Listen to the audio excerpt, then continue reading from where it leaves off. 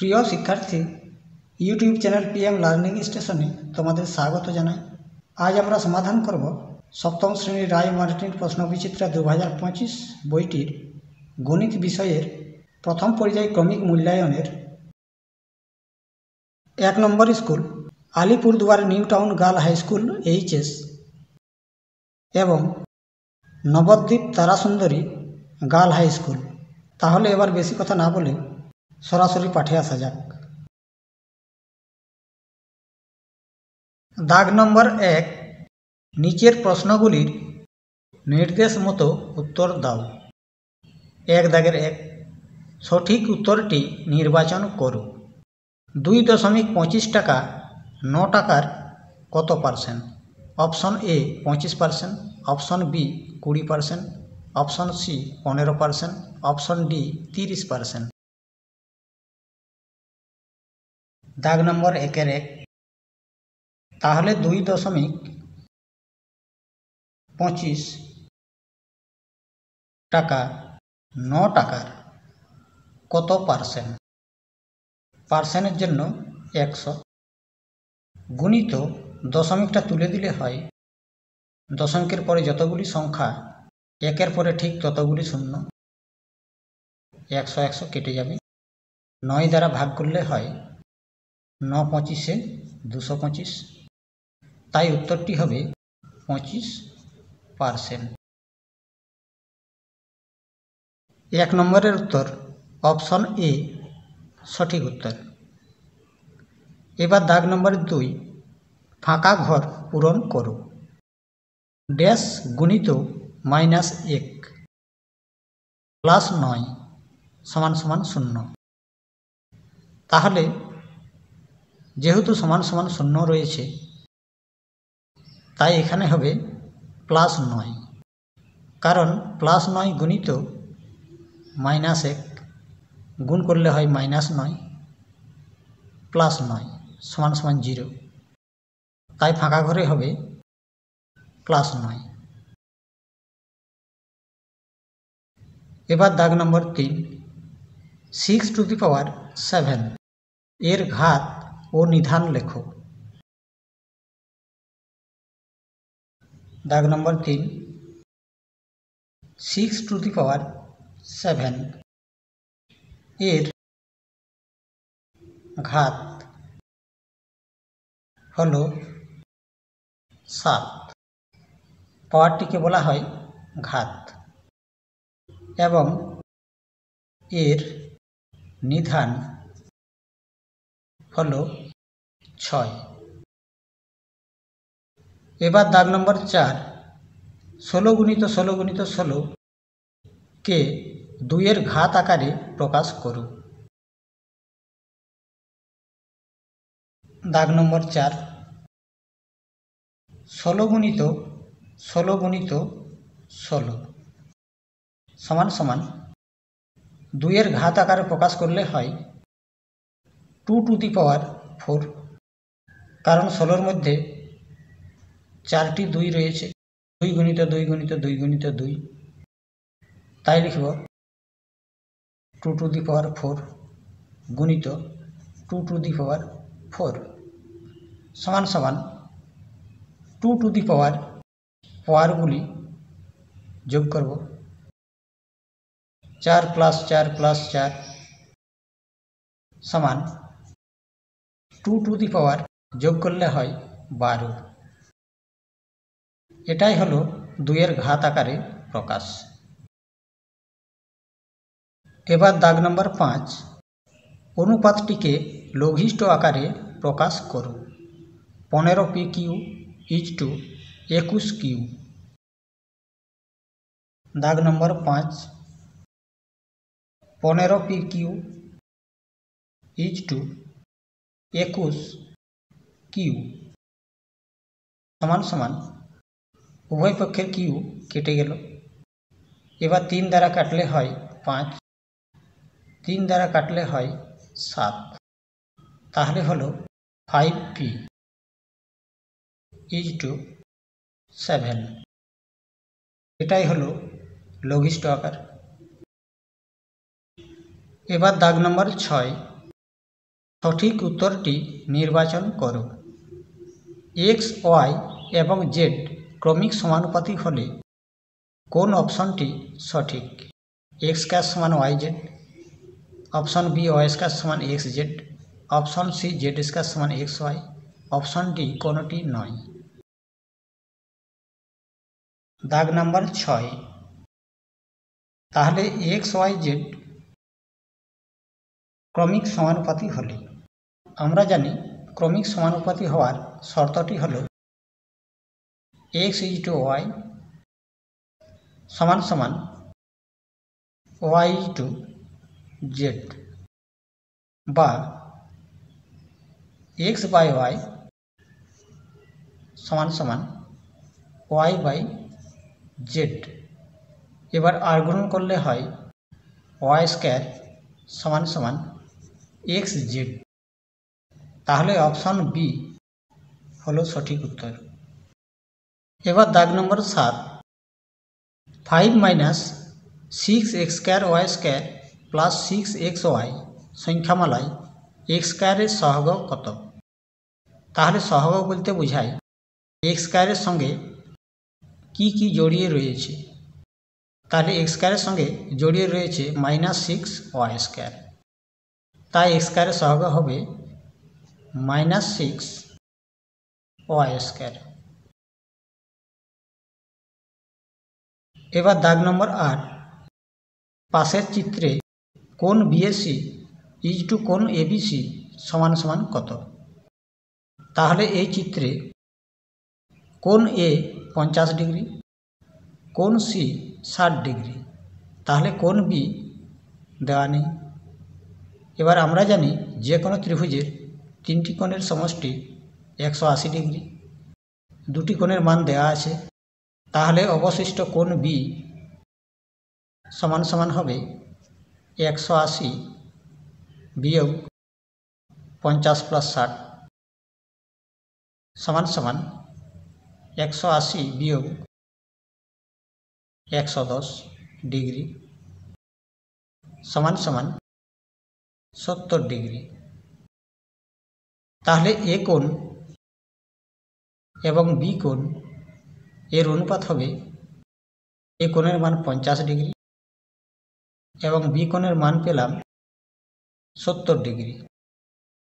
তাহলে অনুপাত করলে হয় 0 0 কেটে গেল, 5:7। এটাই হলো উত্তর। এবার দাগ নাম্বার 2। যে কোনো 4টি প্রশ্নের উত্তর দাও। 2 দাগের 1। 6 কিগ্রা স্টেনলেস স্টিল তৈরি করতে 720 গ্রাম ক্রোমিয়াম লাগে। তাহলে 11 কিগ্রা স্টেনলেস স্টিল তৈরি করতে কত কিগ্রা ক্রোমিয়াম লাগবে? দাগ নাম্বার 2 এর 1। 6 কিগ্রা স্টিল তৈরি করতে লাগে 720 গ্রাম ক্রোমিয়াম। তাহলে 1 কিগ্রা স্টিল তৈরি করতে লাগবে কম, অর্থাৎ 720/6। এবার 11 কিগ্রা স্টিল তৈরি করতে লাগবে 1-এর থেকে বেশি, তাই হবে 720/6 গুণিত 11। 6 দ্বারা কাটলে হয় 6×12 = 72, 120। তাহলে হবে 12-11 গুণ করলে হয় 132, 0, 1320 টাকা। এবার দাগ নম্বর 2। তোমার শ্রেণীতে আজ 30% ছাত্রী এসেছে। তোমার শ্রেণীর মোট ছাত্রী সংখ্যা 60 জন হলে আজ কতজন ছাত্রী উপস্থিত হয়েছে?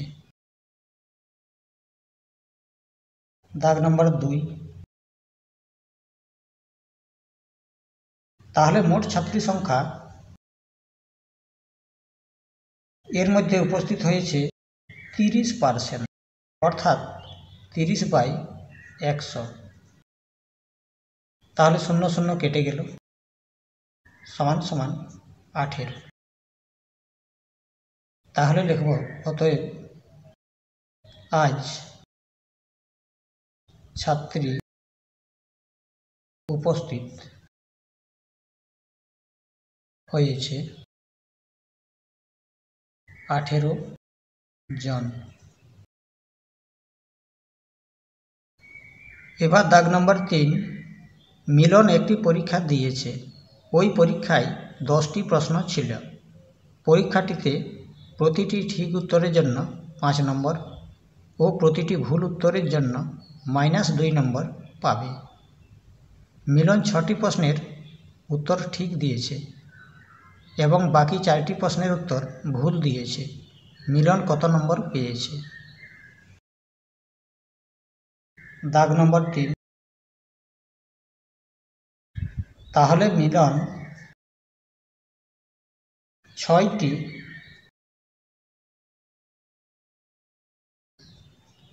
ঠিক উত্তরের জন্য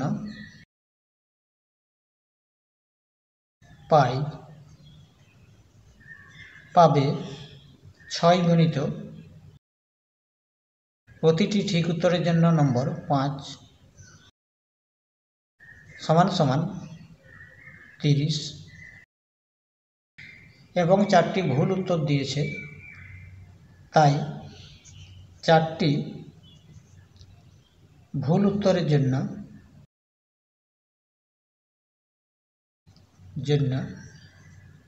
পাবে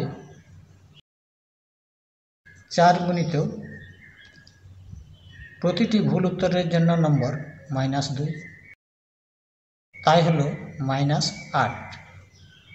অর্থাৎ ঠিক উত্তর থেকে 8 বাদ যাবে, তাই মিলন পাবে, অতএব মিলন পাবে 30 - 8 সমান সমান 22। এবার দাগ নম্বর 4, নিচের অনুপাতগুলির মিশ্র অনুপাত নির্ণয় করো এবং মিশ্র অনুপাতটি গুরু অনুপাত, লঘু অনুপাত না সামান্য অনুপাত তা লেখো। দাগ নম্বর 4, তাহলে অনুপাতগুলি হল 8:6, 3:6 এবং 26:13। এর মিশ্র অনুপাত হল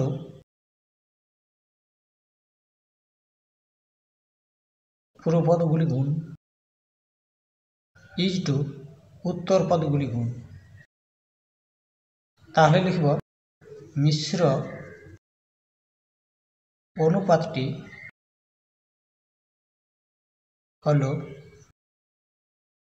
8 গুণিত 3 গুণিত 26, 8 গুণিত 3 গুণিত 26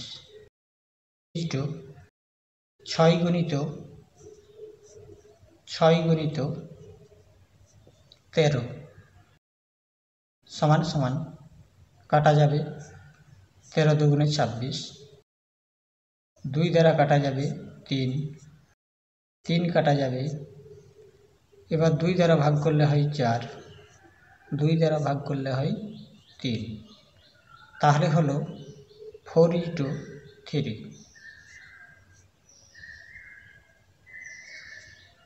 তাহলে এই অনুপাতটি হলো গুরু অনুপাত। গুরু অনুপাত তাকেই বলে যার পূর্বপদ বড় হয়। এবার পূর্বপদ যদি ছোট হতো তাহাকে বলা হতো লঘু অনুপাত। এটি হলো গুরু অনুপাত।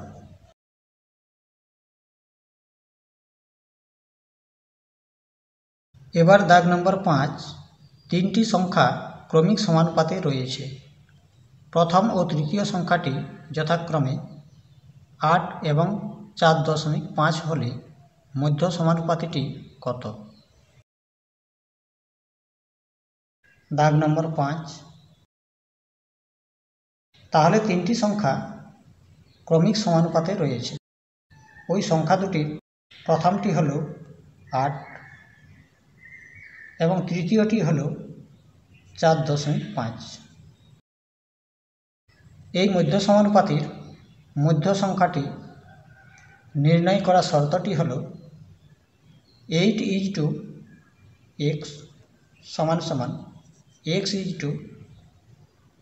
তৃতীয় সংখ্যা। আমরা লিখতে পারি 8/x সমান x/4.5। আড়ে আড়ে গুণ করব। x স্কয়ার সমান 8 গুণিত 4.5। x স্কয়ার সমান গুণ করলে হয় 5 8 40, 4 4 8 32, 4 36, দশমিক শূন্য কেটে গেল। তাহলে x সমান 36 বর্গমূল 6। অতএব মধ্য সমানুপাতিটি হল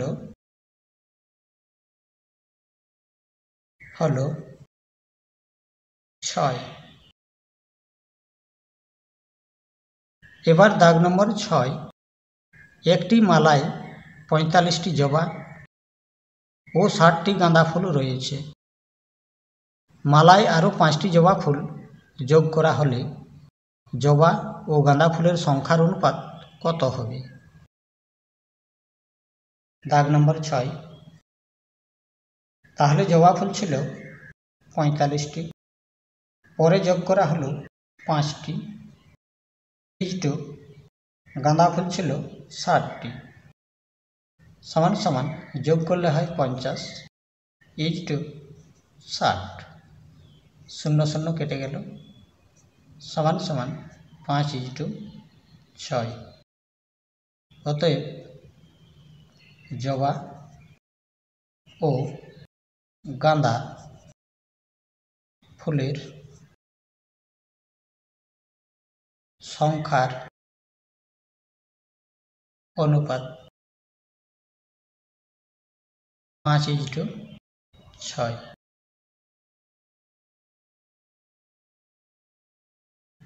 এবার দাগ নম্বর 3। যে কোনো 4টি প্রশ্নের উত্তর দাও। 3 দাগের 1। মান নির্ণয় করো। 10 to the power 3 into 10 to the power 4 by 2 to the power 5 into 5 to the power 4 অথবা মান নির্ণয় করো 2 to the power 3 into 3 to the power 9 by 3 to the power 6 into 6 to the power 3। দাগ নম্বর 3-এর 1। 10 to the power 3 into 10 to the power 4 by 2 to the power 5 into 5 to the power 4 সমান আমরা 10 সংখ্যাটিকে এইভাবে ভাঙতে পারি। 5 গুণিত 2 হোল টু দি পাওয়ার 3 গুণিত 5 গুণিত 2 whole to the power 4 by 2 to the power 5 গুণিত 5 টু দি পাওয়ার 4 সমান 5-এর কিউব গুণিত 2-এর কিউব গুণিত 5 two the power 4 into 2 to the power 4 by 2 to the power 5 into 5 to the power 4। তাহলে দেখা গেল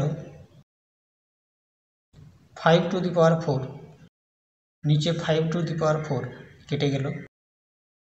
তাহলে হলো 5 to the power 3 গুণিত 2 to the power 3 plus 4 7 by 2 to the power 5।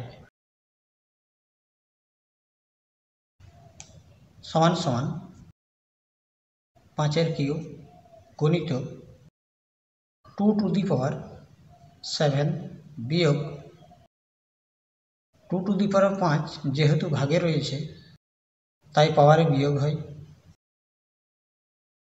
সমান সমান 5 টু দি পাওয়ার 3 গণিত 2 টু দি পাওয়ার 2 সমান সমান 5 কিউব 125 গণিত 2 স্কয়ার 4 সমান সমান গুণ করলে হয় 4 125 500। এবার অথবা 2 to the power 3 into 3 to the power 9 by 3 to the power 6 into 6 to the power 3 সমান সমান 2 to the power 3 into 3 to the power 9 by 3 to the power 6 into 6 কে লিখতে পারি 2 into 3 whole to the power 3 সমান সমান 2 to the power 3 into 3 to the power 9 by 3 to the power 6 into 2 to the power 3 গণিত 3 to the power 3 নিচে 2 to the power 3 কেটে গেল সমান সমান 3 to the power 9 by 3 to the power পাওয়ারগুলি যোগ হবে তাই হলো 9 তাহলে উপর নিচে সমান সমান তাই হবে সমান সমান 1। এবার দাগ নম্বর 2 একটি আয়তক্ষেত্রের দৈর্ঘ্য 4x + 1 মিটার এবং প্রস্থ 3x মিটার তাহলে আয়তক্ষেত্রের ক্ষেত্রফল কত? আমরা জানি আয়তক্ষেত্রের ক্ষেত্রফল দৈর্ঘ্য গুণিত প্রস্থ, তাই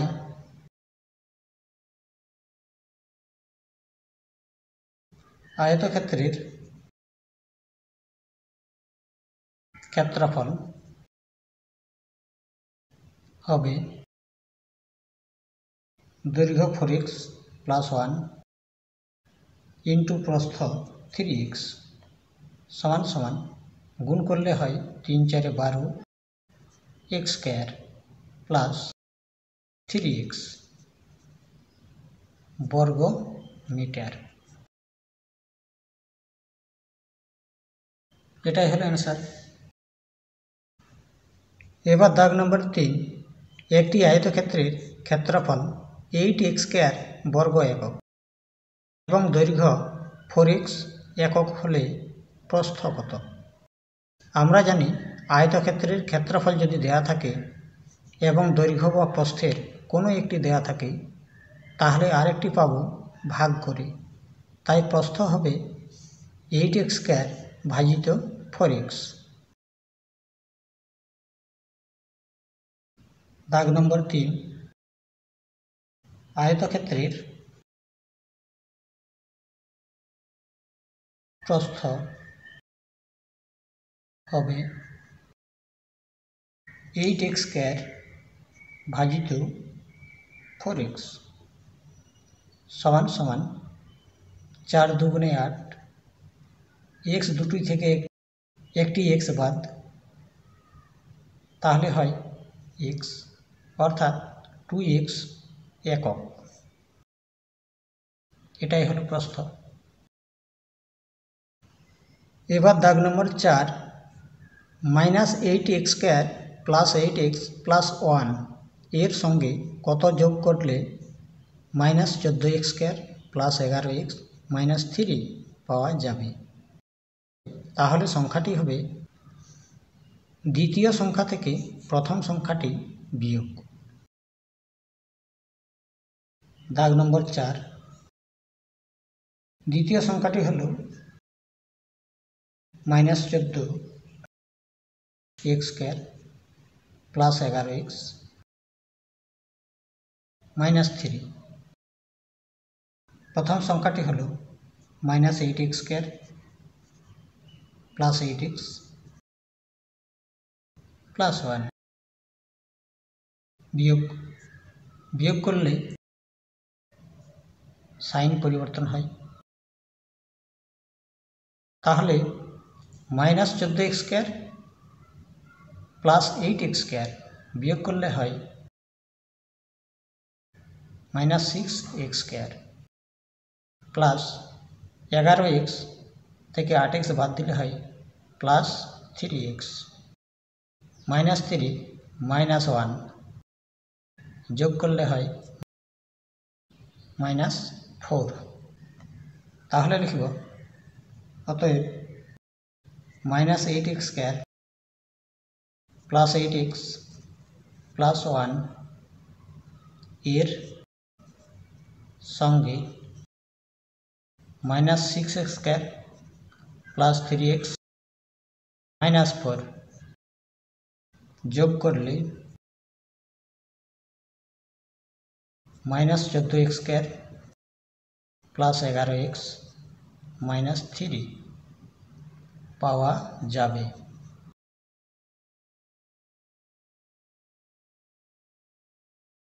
এবার দাগ নম্বর 5 সরল করো।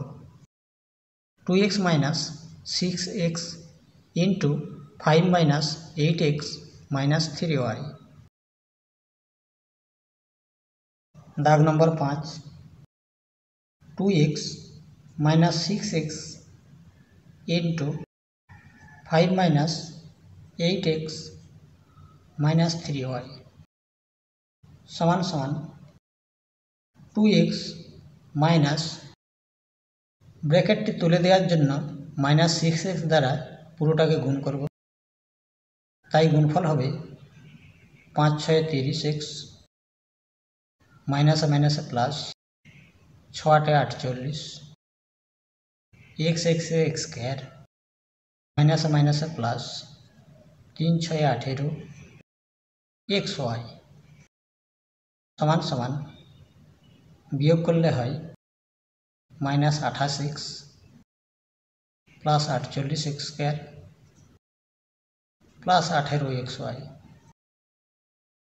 সমান সাজিয়ে লিখলে হয় 48x² - 28x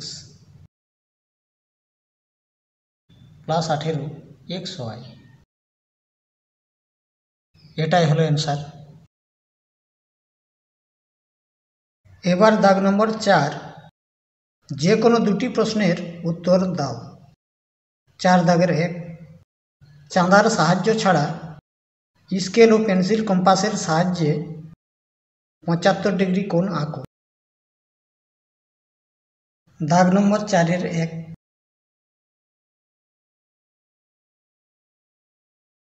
প্রথমে একটি রশ্মি নিলাম, নাম দিলাম A B।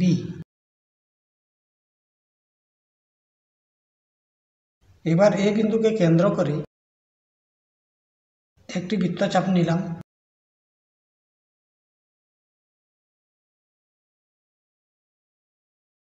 ওই একই মাপে কেটে দিলাম।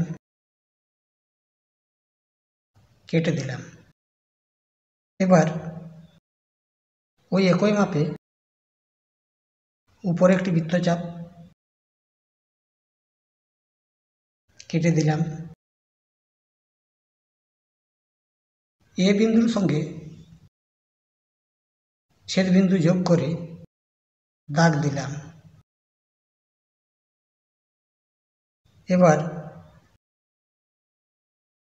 আবার একটি বৃত্তচাপ ছেদ বিন্দু থেকে কেটে দিলাম।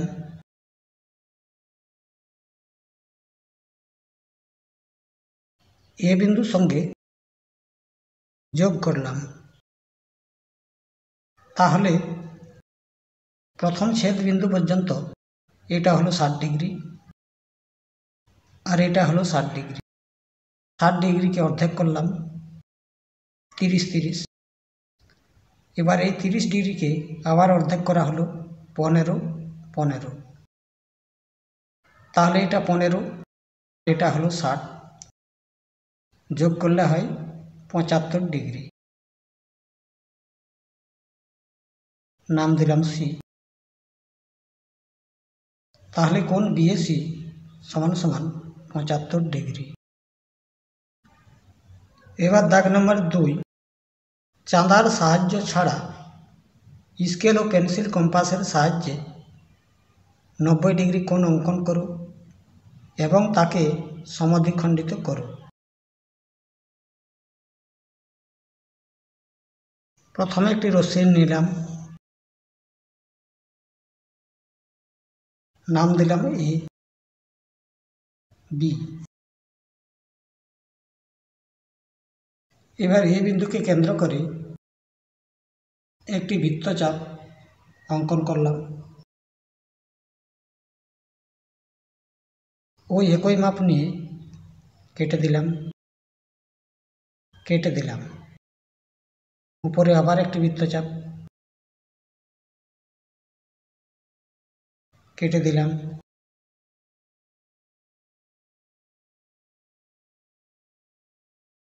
যোগ করলাম। তাহলে এটা হলো স্কেল কম্পাসের সাহায্যে 90 ডিগ্রি কোণ। এবার এই কোণকে সমদ্বিখণ্ডিত করার জন্য একটি বৃত্তচাপ কেটে দিলাম।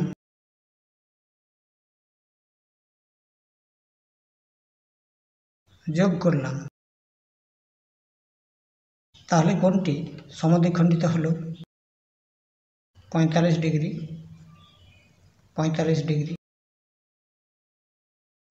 নাম দিলাম সি ডি। এবার দাগ নম্বর 3, স্কেল ও কম্পাসের সাহায্যে 15 ডিগ্রি কোণ আঁকো।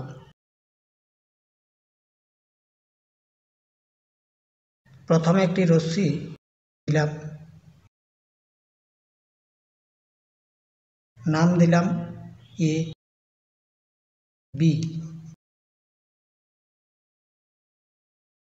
এবার এই বিন্দুর উপর যে কোনো মাপ নিয়ে একটি বৃত্তচাপ। এবার ওই মাপে কেটে দিলাম। তাহলে হলো 60 ডিগ্রি। এবার এই বিন্দু থেকে আবার একটি বৃত্তচাপ কেটে দিলাম।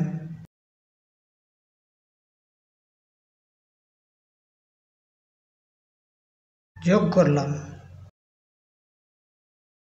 তাহলে এটা হলো 30 ডিগ্রি। এবার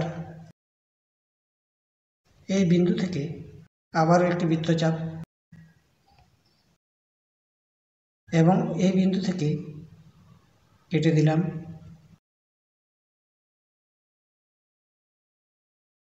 যোগ করলাম।